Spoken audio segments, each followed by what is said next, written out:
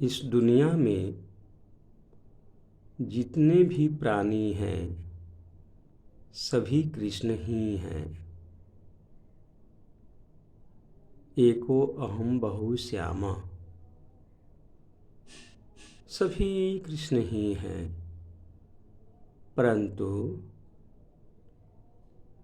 कृष्ण बनने के लिए कृष्ण की तरह ही साधना करनी ही होगी।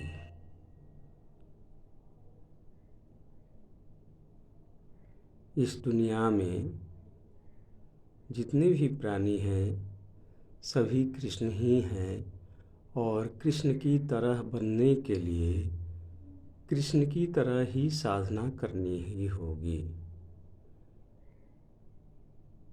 तीनों गुणों को उल्लंघन करने के पश्चात ही हृदय में परमात्मा प्रकट होते हैं। जैसे दो काठ के घर्षण से अग्नि उत्पन्न हो जाती है, ठीक उसी प्रकार प्रकृति के तीनों गुणों के बंधनों के पार जाने के बाद ही परमात्मा का हृदय में अवतरण हो जाता है, अर्थात कृष्ण हृदय में प्रकट हो जाते हैं।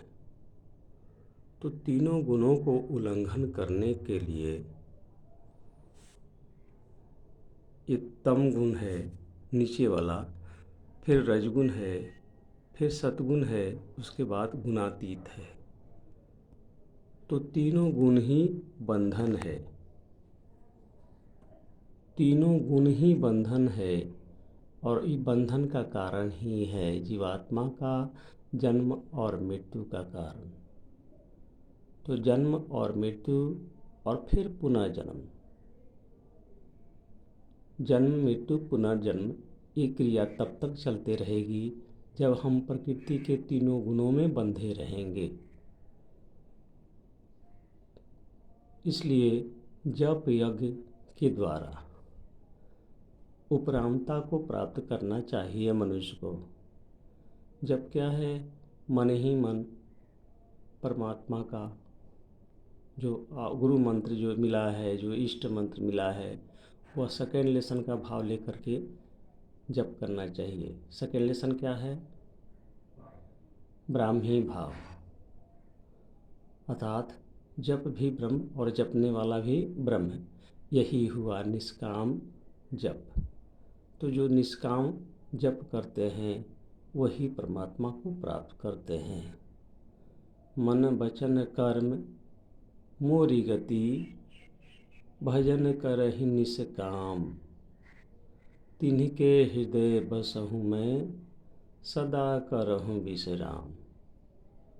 तो परमात्मा कहते हैं कि मनुष्य को इसी जीवन में साधना की तकनीक सीख लेनी चाहिए मेरे ही जैसी।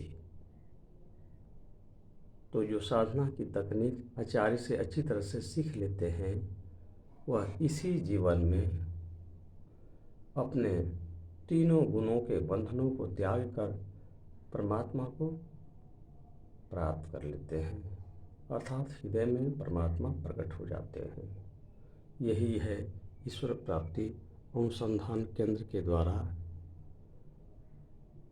दी गई ईश्वर प्राप्ति की युक्ति।